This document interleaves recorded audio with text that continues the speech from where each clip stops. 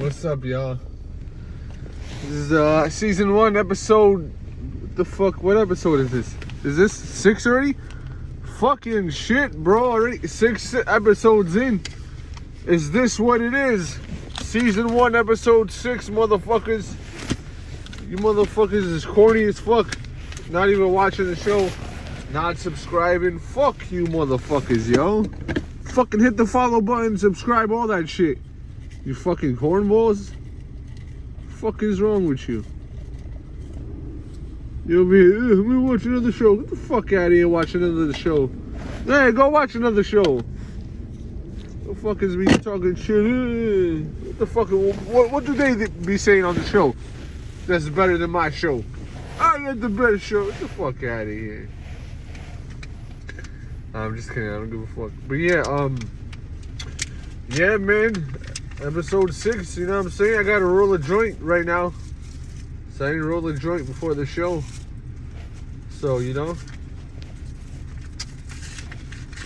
fucking shut the fuck up and listen to me rolling up. So yeah, there you go. All right. First topic of the day. You know, I was thinking about not doing the show anymore, but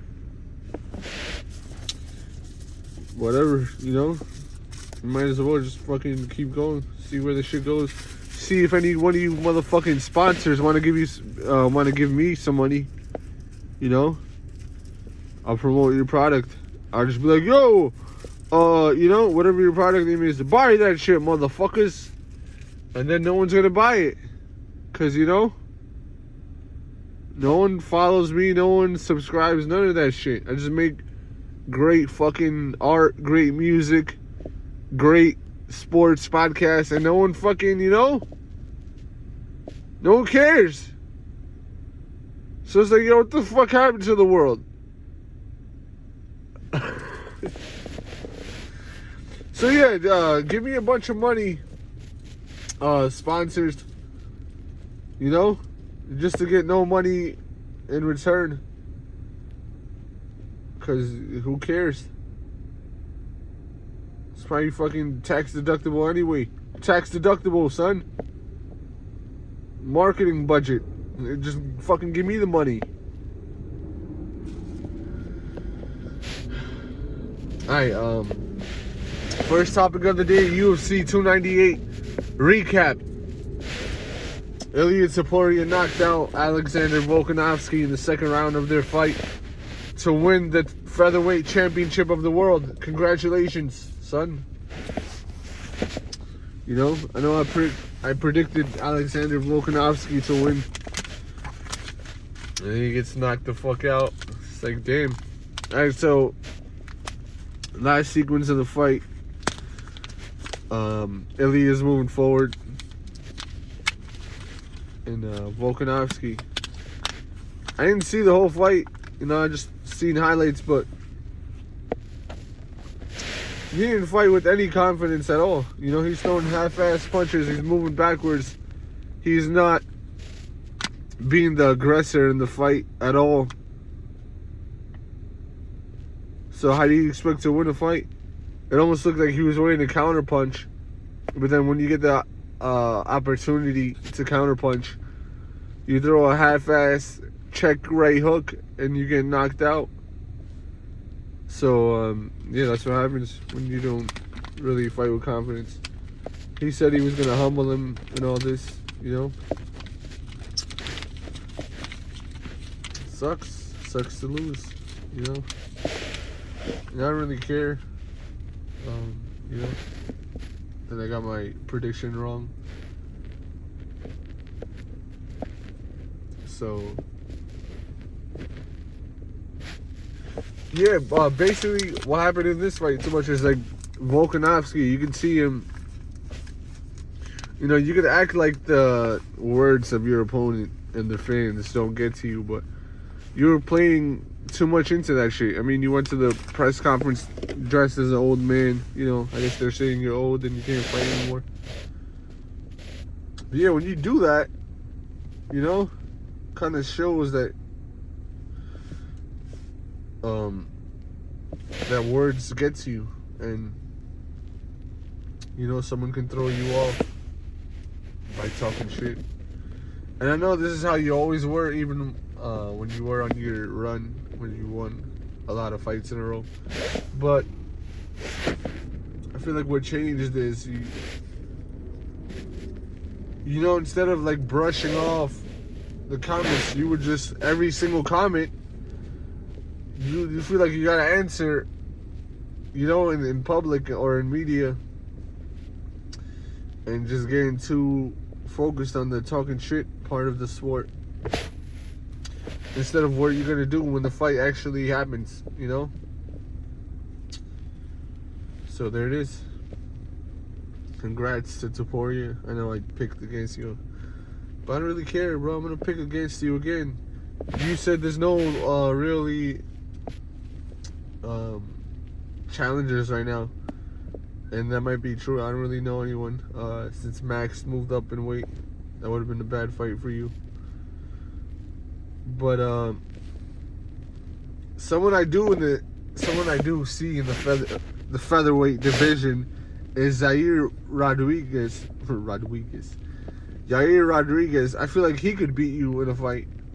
You know, I think if he gets a rematch against Volkanovski and he beats him, and say he wins one more fight before that, I feel like he could get a title shot, and I feel like he could win a fight against you, because stylistically, you know, I think he has the better style, and especially against you, I feel like he has good knees. I think he would hit you with the knee from the tie clinch and knock you out.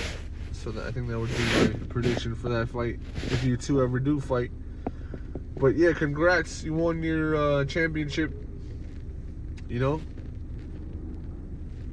enjoy that shit.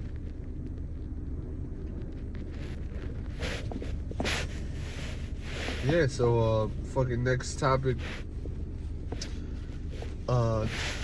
Merab beat Henry Cejudo by decision. I know I picked against him too, but I don't really give a fuck. I mean, you know, all these fights, I just seen the highlights, so I didn't really care to watch. But yeah, he got 5 takedowns. Henry Cejudo got 1. I guess I didn't really see the fight, so can't make too many comments. But yeah, so Henry Cejudo, what does he do from here? Because he just lost in the title fight against Sterling, and then now he loses to his teammate. And then it seems like the UFC doesn't like him too much, especially Dana. So maybe they do. Maybe Dana's just talking shit like he does with all fighters, but, or most fighters. But you know, what is Henry Cejudo's back?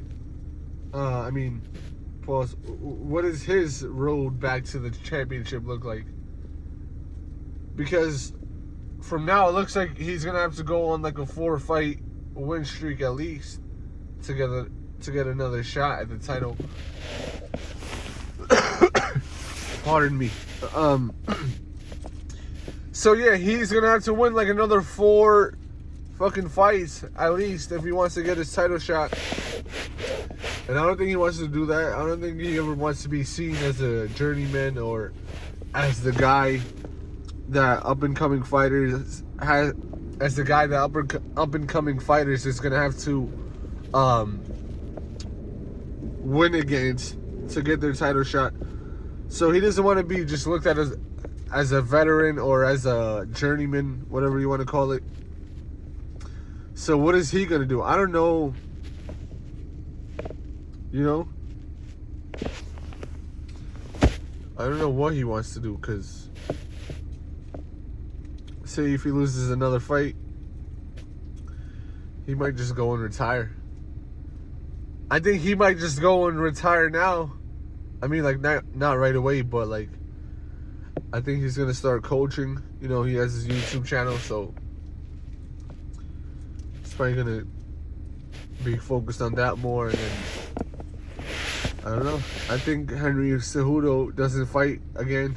And for Merab, looks like he's next for the title shot after, what's it called? Sean O'Malley and Cheeto Vera fight. Keep forgetting about that fight, but that's a really great fight. So Merab gets the winner against them. Whoever wins that fight, that's gonna be a great fight. Looking forward to that. So the next fight I want to talk about is Robert Whittaker versus Paulo Costa. So the highlights. It was an okay fight. Many people in the comments are saying that they think Costa won. So I'm not even going to say my prediction was wrong for that fight, even though it was officially, but Costa should have won, I heard, so. Yeah, I don't got too much to say about this fight. I mean, if you look at Whittaker, he's been a champion before, so.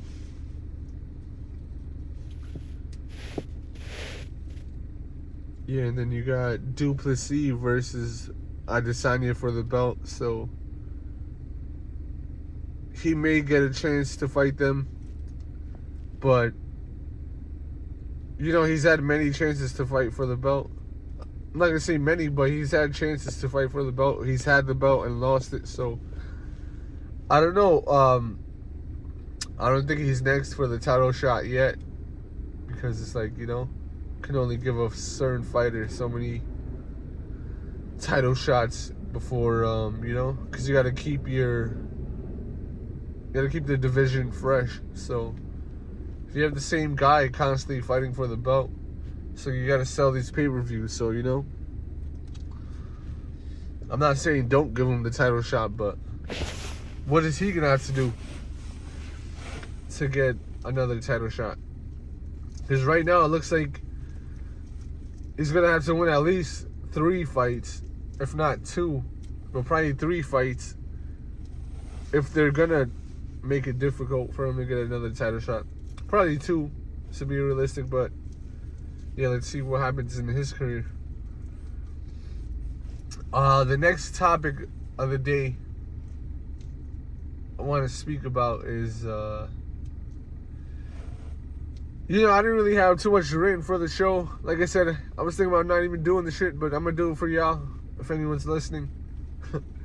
But yeah, next topic I want to speak about is young athletes who want to make it to the NBA, who want to make it to the MLB or NFL, and what they can do. What is your best path to make it as far as training goes, specifically, and just the mindset to make it? Now, I never made it, so I can't really tell you what to do, you know? So what am I gonna say? What I'm gonna tell you is, learn from the people who made it, you know? What did they do to make it? And as far as training goes, I mean, you could go, like, say if you play basketball, you could go to basketball court and play basketball all day.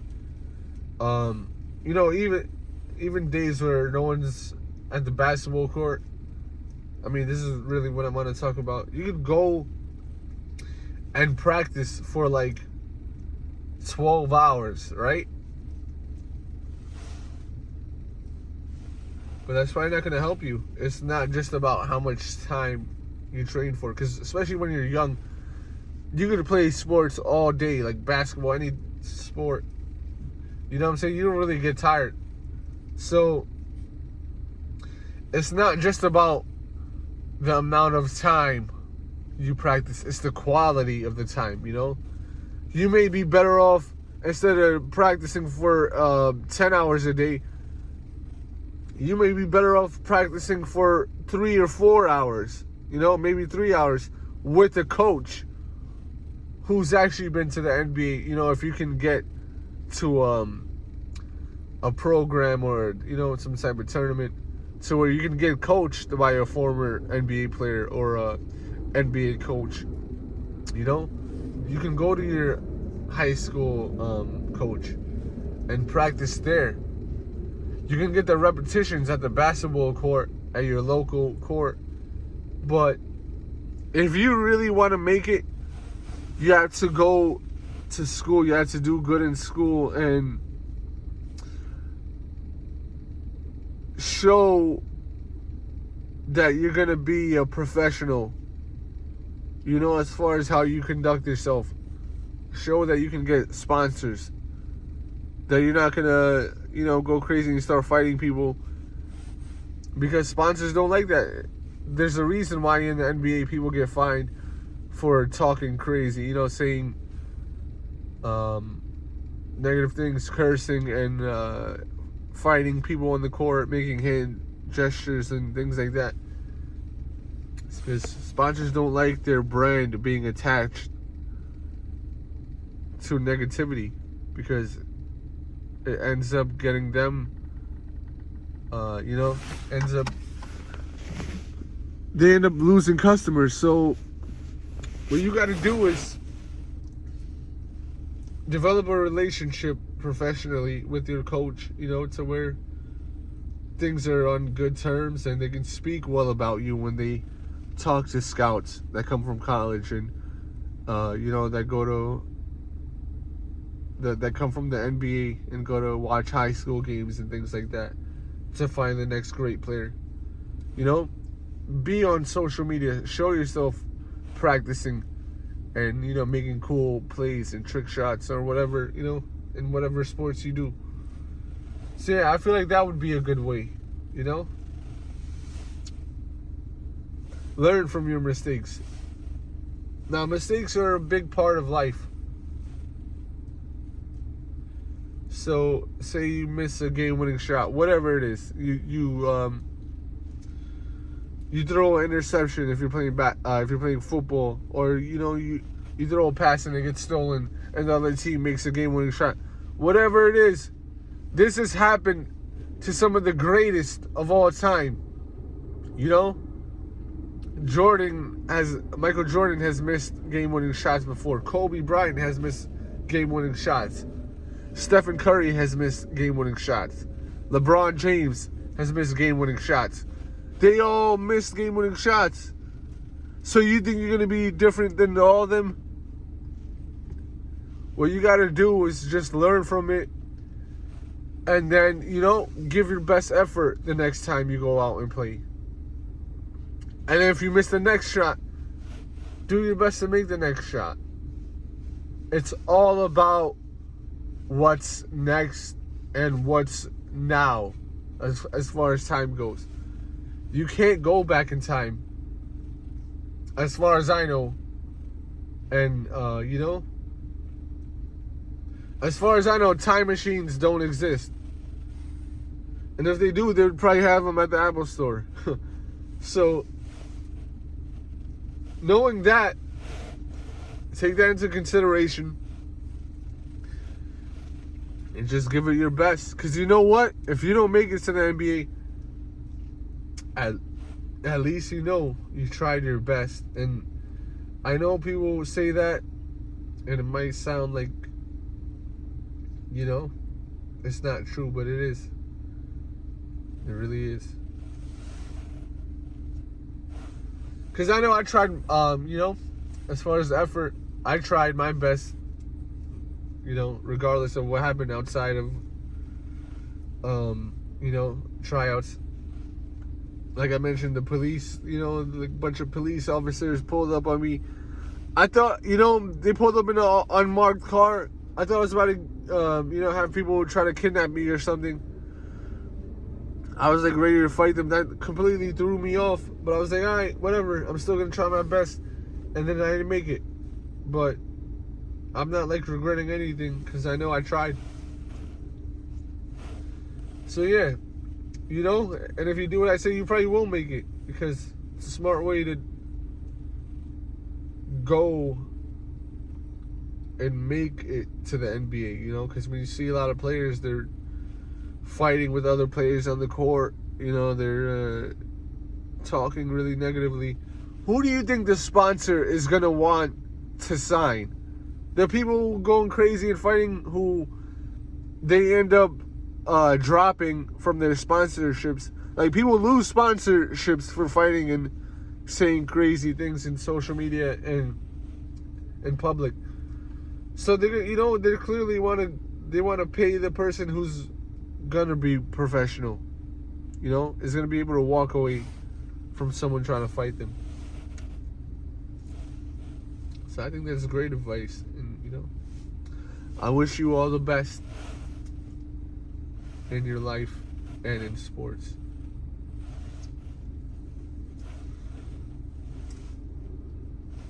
Now, the next topic I want to speak on is, one second.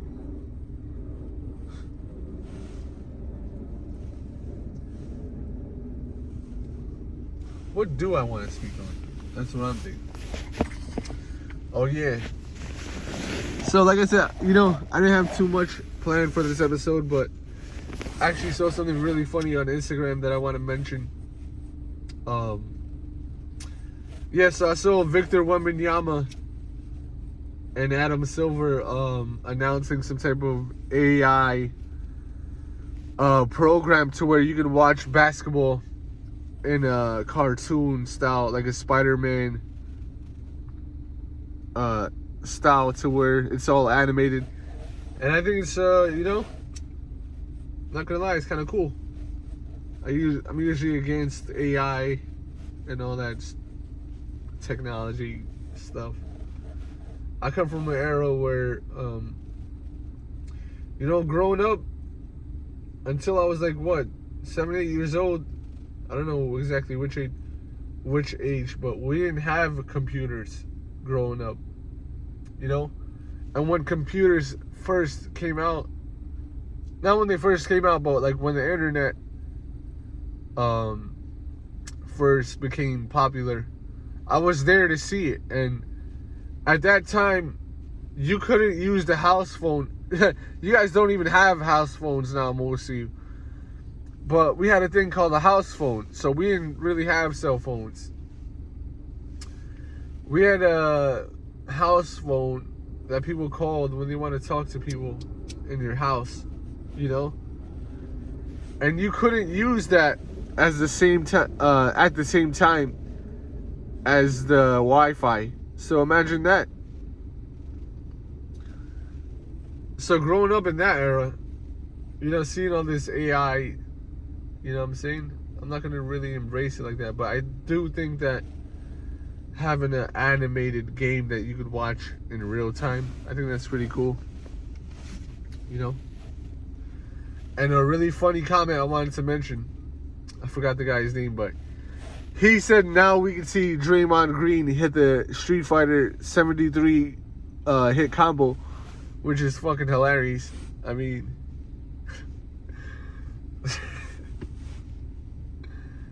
like, you see what happens, Draymond? You fucking punch people in the face, you slap the shit out of people. Now you got people talking crazy about you. And so, yeah, there it is. Season 1, episode 6. Is this what it is? Follow and subscribe, motherfuckers. Probably not gonna do it because they're lame as fuck. So, fuck you.